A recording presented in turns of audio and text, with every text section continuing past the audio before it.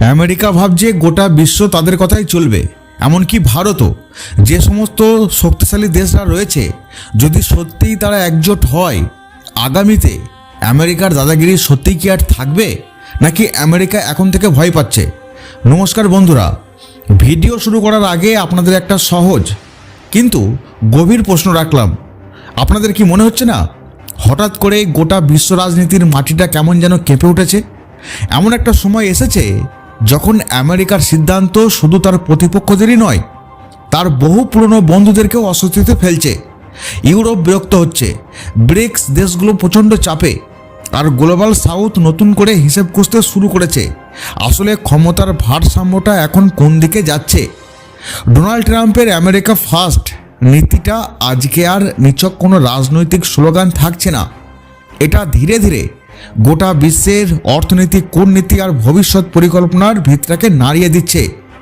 একের পর এক ট্যারিফ, নিষেধাজ্ঞা, প্রকাশ্য হুমকি, সব মিলিয়ে এমন একটা পরিস্থিতি তৈরি হয়েছে যেখানে প্রশ্ন উঠছে, আমেরিকা কি নিজের সিদ্ধান্তেই ধীরে ধীরে নিজেকে একা করে ফেলছে? আর যদি সেটা সত্যি হয়, তাহলে বাকি দুনিয়া কোন পথে হাঁটবে? সবাই কি আলাদা আলাদাভাবে লড়বে, নাকি নিজেদের মতপার্থক্য ভুলে গিয়ে আমেরিকার বিরুদ্ধে তারা একজোট হওয়ার চেষ্টা করবে? এই পুরো সমীকরণের মাঝখানে সবচেয়ে গুরুত্বপূর্ণ প্রশ্নটা হচ্ছে, এত কিছুর মধ্যে ভারতের অবস্থান কোথায়? ভারত কোন পক্ষে নিতে পারে? কেন হঠাৎ করেই ইউরোপীয় মহল থেকে বলা হচ্ছে ভারতই নাকি ব্রিক্স আর পশ্চিমা বিশ্বের মাঝখানে একটা যোগসূত্রের ভূমিকা নিতে পারে? এটা কি শুধুই কূটনৈতিক সৌজন্য, নাকি এর আড়ালেও লুকিয়ে আছে অনেক বড় কোনো ভূরাজনৈতিক পরিকল্পনা? আজকের ভিডিওতে আমরা ঠিক এই প্রশ্নগুলোর গভীরে ঢুকব। শুধু তাই নয়, জানার চেষ্টা করব আমেরিকা কেন এমন করছে। তাই শেষ পর্যন্ত থাকুন, কারণ সামনে যা আসছে তা শুধু একটা নিছক তথ্য নয়, আগামী দিনের দিক নির্দেশও বটে। আজ ট্রাম্পের নীতিতে কার্যত কেউই পুরোপুরি সন্তুষ্ট হতে পারছেন না। ইউরোপের পুরনো বন্ধুরা হোক, ট্রান্স আটলান্টিক জোট হোক, কিংবা চীন ভারতের মতো ব্রিক্স দেশগুলো, সবাই কোনো না কোনোভাবে অস্বস্তিতে রয়েছে আমেরিকার ট্রাম্পের জন্য। ট্রাম্পের একতরফা সিদ্ধান্ত, চাপের রাজনীতি আর খোলা হুমকি, বিশ্বজুড়ে দেশগুলোর মধ্যে ক্ষোভ জমা হচ্ছে। প্রশ্ন শুধু একটাই, এই ক্ষোভ কি একসময় প্রতিক্রিয়া বদলাবে? ইতিহাস বলছে এমন পরিস্থিতিতে প্রতিক্রিয়া অবশ্যই আসবে, আর সেই ইঙ্গিত আমরা ইতিমধ্যেই দেখতে পাচ্ছি। ধীরে ধীরে এমন একটা পরিবেশ তৈরি হচ্ছে যেখানে ট্রাম্পের বিরুদ্ধে বিশ্ব নিজের ভিতরের বিভাজন ভুলে একসঙ্গে থাকার চিন্তাভাবনা করছে। তাছাড়া তাদের সামনে এই মুহূর্তে অন্য কোনো পথ নেই। না হলে যে কোনো সময় ভেনেজুয়েলার মতো আমেরিকা পৃথিবীর অন্যান্য দেশকেও চাপে ফেলতে পারে। ইউরোপ, গ্লোবাল সাউথ, ব্রিক্স এবং আমেরিকার বাইরে থাকা পশ্চিমা দেশগুলো সবাই যেন নতুন করে কাগজ কলম নিয়ে হিসাব করতে শুরু করে দিয়েছে। এই জটিল সমীকরণে একমাত্র যে দেশটি দুই দিকের সঙ্গেই কথা বলতে পারে, বিশ্বাসযোগ্যভাবে সংযোগ তৈরি করতে পারে, সেই দেশটার নাম হচ্ছে একমাত্র ভারত। ফ্রান্সের প্রেসিডেন্ট ইমানুয়েল ম্যাক্রো ইঙ্গিত দিয়েছেন ভারত ব্রিক্স এবং G7-এর মাঝখানে একটা যোগসূত্র তৈরি করতে পারে, দুই আলাদা জগতের সংযোগস্থল হিসেবে কাজও করতে পারে। কেননা বিশ্ব মানচিত্রে ভারতের বিশ্বাসযোগ্যতা অনেকখানি বেশি। এখানে এই বিষয়টা আরও কৌতূহলজনক হয়ে উঠছে, কারণ G7-এর মধ্যেই তো আমেরিকা রয়েছে। আর ট্রাম্পের ব্রিক্স বিরোধী মনোভাব নতুন কিছু নয়। তিনি প্রকাশ্যেই ব্রিক্স দেশগুলোর ওপর অতিরিক্ত শুল্ক আরোপের হুমকি দিয়েছেন, এমনকি 500% পর্যন্ত ট্যারিফের কথাও শোনা গেছে। ব্রাজিল, রাশিয়া, ভারত, চীন সবাই কোনো না কোনোভাবে চাপের আওতায় চলে এসছে। তাহলে এমন পরিস্থিতিতে G7 আর ব্রিক্সের কাছাকাছি এরা আসবে কিভাবে? ম্যাক্রোর বক্তব্যের আসল ইঙ্গিতটা এখানে। অনেকের মতে তিনি যেন বলছেন আমেরিকাকে বাদ দিয়েই বাকি দেশগুলো ভাবতে শুরু করুক, না হলে পরবর্তীকালে সবাই বিপদে পড়তে পারে। অর্থাৎ G7 নয়, কার্যত এক ধরনের G6 বলতে পারেন। ইউরোপ ও অন্যান্য পশ্চিমা শক্তি আমেরিকা ছাড়া ব্রিক্সের সঙ্গে যোগাযোগের রাস্তা খুঁজছে। মিডিয়াও স্পষ্ট করেছে, ম্যাক্রো মনে করেন এই পুরো প্রক্রিয়ার কেন্দ্রে থাকতে পারে ভারত।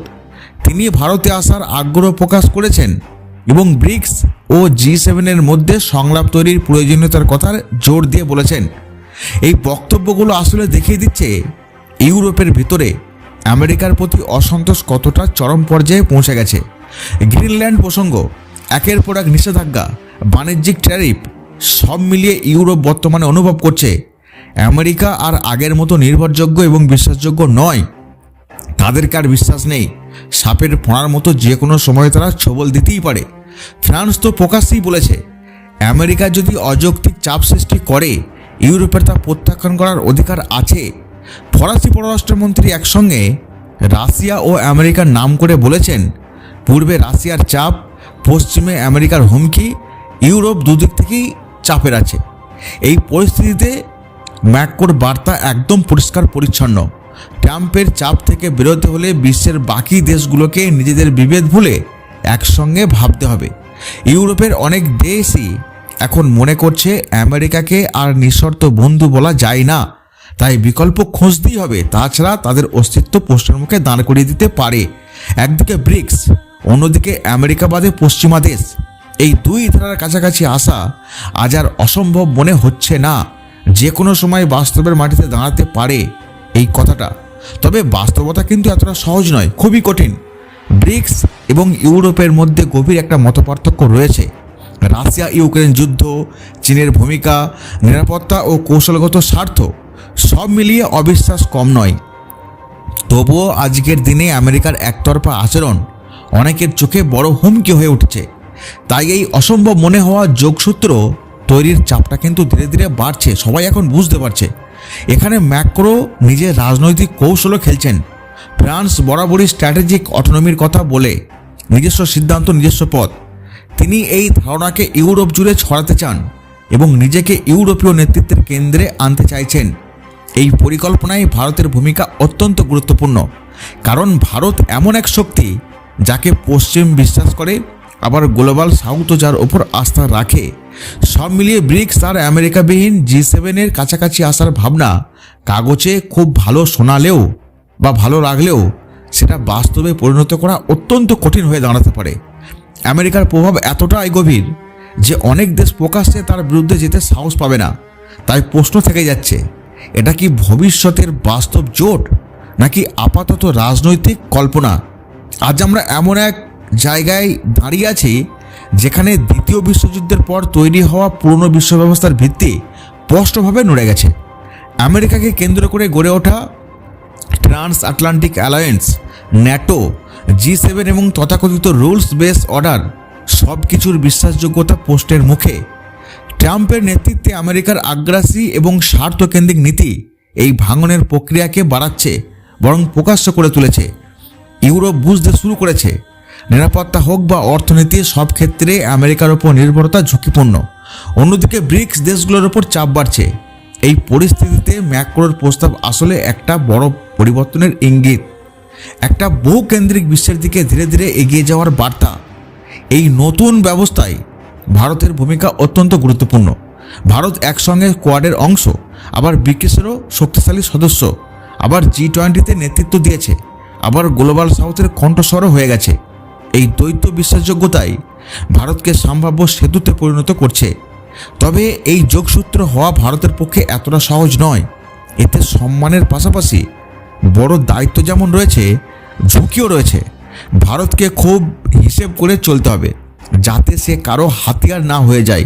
সামনের সময়টা ভারতের জন্য সুযোগের যেমন তেমনই কিন্তু কঠিন পরীক্ষার। সবশেষে একটা কথা বলাই যায়, হয়তো আমরা এখনই কোনো নাটকীয় পরিবর্তন দেখতে নাও পেতে পারি, কিন্তু যে গভীর পরিবর্তনের প্রক্রিয়া শুরু হয়ে গেছে তা থামানো আর সম্ভব নয়। প্রশ্ন শুধু একটাই, এই পরিবর্তনের নেতৃত্বটা কে দেবে আর কোন শর্তে দেবে? সেই উত্তরই আগামী দশকের বিশ্ব রাজনীতির দিশা ঠিক করে দেবে। তবে আমরা যেটা বুঝতে পারছি, ভারত বর্তমানে যে শক্তিশালী জায়গায় রয়েছে এবং বিশ্ব মানচিত্রে আরও যে সমস্ত শক্তিশালী দেশগুলো ভারতের পক্ষ নিতে পারে, পরবর্তীকালে যদি সত্যিই কোনো বিশ্বে একজোট গঠনের প্রয়োজনীয়তা পড়ে আমেরিকার বিরুদ্ধে, ভারত সেখানে নেতৃত্ব দিলেও অবাক হওয়ার কিছু থাকবে না। এই মুহূর্তে ভারত সব দিক থেকে, অর্থনৈতিক, পারমাণবিক শক্তি, সব দিক থেকে ভারত খুব ভালো জায়গায় অবস্থান করছে বর্তমানে। আমেরিকা ডোনাল্ড ট্রাম্প যেভাবে পদক্ষেপগুলো নিচ্ছেন, এই দেখুন দুদিন আগেই যেটা ঘটেছে ভেনেজুয়েলার ঘটনা, গোটা বিশ্বে থেকে নিন্দা জানানো হয়েছে, কিন্তু আমেরিকা ডোনাল্ড ট্রাম্পের কোনো ব্যাপারই নেই। যদিও মিড টার্ম নির্বাচন ঘিরে একটা আমেরিকায় উত্তেজনা চলছে যে সেখানে যদি তারা যদি হেরে যায় তাদের বিদায় চিরস্থায়ীভাবে নিতে হবে। সব কিছু একটা উদ্ভ্রান্তের মতো লাগছে ডোনাল্ড ট্রাম্পকে।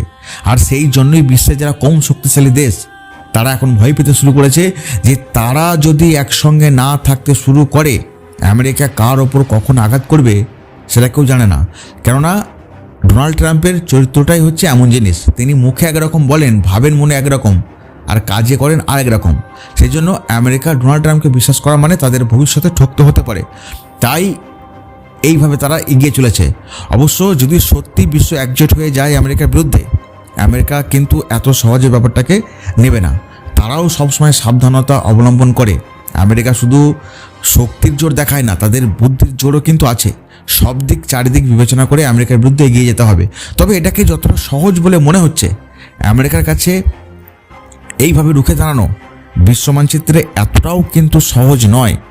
তাই যেটাই হবে খুব চিন্তা ভাবনা করে এগিয়ে যেতে হবে। তা নাহলে বিশ্বে যদি কোনো দেশ এককভাবে শত্রুতা হয়ে যায় আমেরিকার, সেই দেশের কপালে দারুণ দুঃখ আছে।